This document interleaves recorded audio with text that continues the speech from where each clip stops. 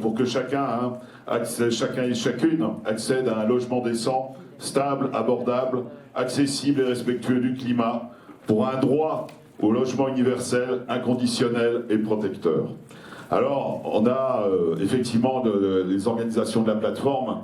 On a donc détaillé tout un volant de mesures. Hein. On a à peu près, là, il y en a un peu plus d'une vingtaine.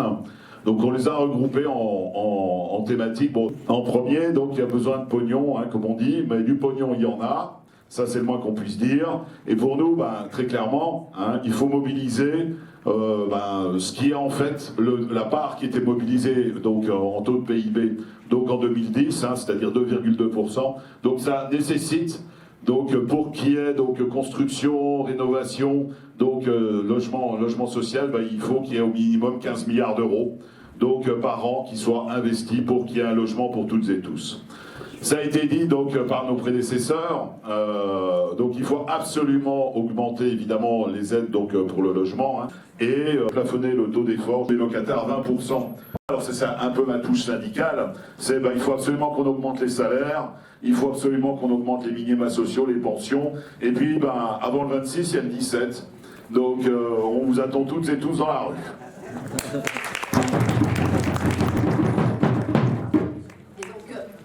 Et donc pour poursuivre dans la liste de nos revendications, enfin on a bien vu au travers des différents témoignages que ce qui manque dans le pays, c'est bien évidemment des logements sociaux à des prix abordables, et c'est pour ça qu'au niveau de la plateforme, on revendique de construire annuellement au moins 300 000 logements sociaux à bas loyer, et ça pourrait paraître un effort considérable par rapport à ce qui se fait depuis quelques années, et d'ailleurs en 2020 seulement 70 500 logements ont été mis en chantier, le niveau le plus bas depuis 15 ans, et donc il y a vraiment besoin d'impulser plus de construction de logements sociaux, et pour ça il y a urgence à rétablir ce qu'on appelle les aides à la pierre, et c'est-à-dire que par exemple l'État doit à nouveau remettre de l'argent dans le Fonds national des aides à la pierre, puisque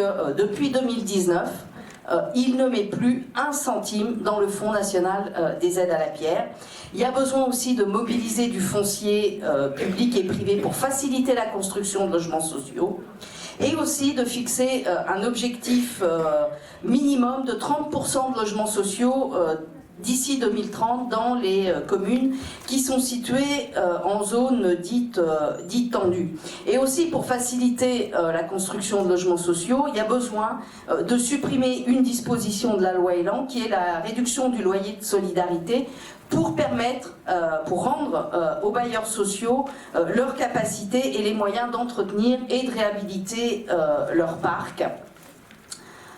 Il y a aussi, et plusieurs en ont parlé dans les témoignages, il faut stopper la restructuration des HLM et les fusions qui sont imposées aux bailleurs sociaux, ainsi que stopper toutes les ponctions qui sont faites par l'État sur les finances des bailleurs sociaux, et plus particulièrement sur celles d'Action Logement. Et pour mémoire, la dernière ponction, elle a atteint plus d'1 milliard d'euros en 2020, non pas pour financer une politique publique du logement, mais simplement pour abonder le budget de l'État.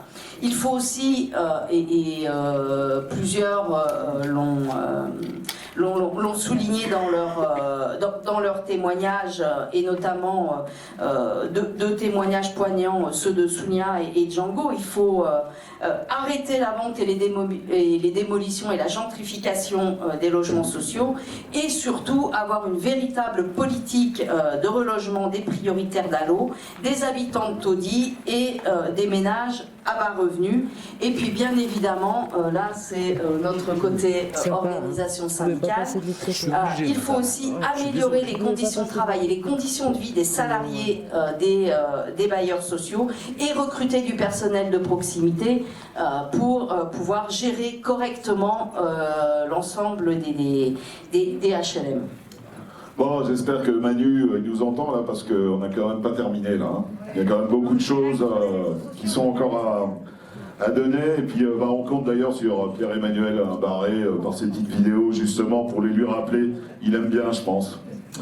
Donc oui, il y a des mesures d'urgence, hein, c'est un peu presque des lapalissades qu'on est en train de vous dire, parce que c'est tellement évident, au vu des témoignages, notamment de nos témoins, donc sur la réalité du logement locatif et social en France. Là, évidemment, c'est tout de suite cesser les expulsions sans relogement décent et apurer absolument toutes les dettes de loyer. Il faut renforcer la taxe sur les logements vacants. Je rappelle qu'il y a plus de 3 millions de logements vacants en France. Réquisitionner les biens vacants spéculatifs, puisque bien souvent ils sont destinés juste donc à la spéculation et augmenter les profits de certains. Socialiser le capital, ah non ça c'est pas mis dedans, mais bon ça aurait pu être. Et accompagner donc les bailleurs en incapacité de louer leurs biens. Alors on pense aussi, et on milite pour ça, en tout cas on veut construire le rapport de force là-dessus et vous êtes essentiel. C'est respecter évidemment le droit donc, à l'hébergement des sans-abri, ça a été longuement cité, et des exilés, tous les exilés, donc jusqu'au relogement. Alors, il y a aussi, parce que certes, en termes de répression, on voit que du côté de la Russie, c'est pas mal. Mais chez nous, je rappelle quand même que les dispositifs des lois liberticides sont quand même particulièrement impressionnants et notamment Solidaires et toutes les organisations qui composent le collectif luttent aussi contre cela. Donc abroger les lois répressives qui visent notamment les plus pauvres, les gens du voyage, les habitants précaires de terrain, les occupants par nécessité de logements vacants. Et je citerai notamment la loi de sécurité globale, qui est une vilainie dont on réclame, on exige l'abrogation. Enfin, et ça c'est parmi les mesures urgentes, interdire les coupures d'énergie, ça on l'a dit tout à l'heure, et encadrer à la baisse les prix de l'énergie. On peut dire qu'actuellement, c'est particulièrement d'actualité et c'est absolument indispensable. Il y a besoin aussi de généraliser l'encadrement des loyers pour éviter la flambée des loyers et surtout renforcer cet encadrement des loyers qui bénéficie d'un certain nombre d'exonérations là où ça a été mis en place et notamment supprimer la majoration de loyer possible de 20% et supprimer le loyer minimum. Et puis, une autre problématique concernant le logement qui crée énormément de difficultés, c'est la question des locations touristiques, où aujourd'hui, y compris dans Paris, des locataires se retrouvent expulsés de leur logement parce que le propriétaire préfère mettre son logement sur Airbnb ou autre parce que c'est beaucoup plus rentable.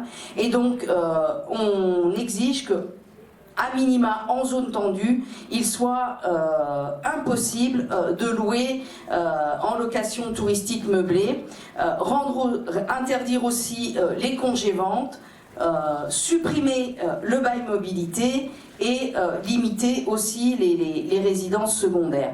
Et dans le pays, on a un certain nombre de lois qui sont normalement censées protéger les citoyens. Or, il n'y a pas de service de contrôle et donc on exige de créer un service public de contrôle du logement pour sanctionner les fraudeurs. Un service public qui serait aussi doté d'un fichier décrivant les logements, la surface, le confort, l'usage, le loyer, l'indécence, pour avoir un suivi. Et puis aussi, on a eu un témoignage sur la question des résidents en foyer. On exige aussi que les droits des résidents des foyers, des résidences sociales ou étudiantes, soient alignés sur les droits des locataires HLM. Donc oui, il faut des politiques d'urbanisme, mais qui soient, et le dernier rapport du GIEC qui malheureusement a été noyé par une autre actualité, l'a rappelé quand même de manière très importante, qui soit en faveur du climat et bien évidemment en premier lieu des habitants et des habitantes. Donc, sur ce point, pour nous, il est évident, et ça a été rappelé d'ailleurs par le camarade notamment de la revue Construire, dans les quartiers populaires HLM ou anciens, il faut absolument privilégier les réhabilitations douces, élaborer ce qui signifie élaborer avec les habitants et dans leur intérêt. Taxer les plus-values immobilières et financières, ça c'est quelque chose d'absolument indispensable, qui sont issues de la rétention donc spéculative, hein, ça on l'a dit tout à l'heure, et qui par ailleurs donc sont favorisées par des politiques publiques d'urbanisme financées par la collectivité, mais toujours au bénéfice du capital. De reconquérir le foncier urbain, ça c'est absolument indispensable aussi, hein, c'est un bien commun, donc par la voie d'acquisition ou de préemption. Bloquer ou l'urbanisation, c'est plus simple, des terres agricoles, c'est indispensable. Et enfin, pour terminer, financer donc un grand programme pour le climat, éradication des passoires thermiques, production, isolation, réhabilitation, sans hausse de quittance. Merci. Et donc, juste pour vous dire, pour que ces revendications ne restent pas un bruit de fond, on vous appelle toutes et tous à être dans la rue le 17 mars et le 26 mars.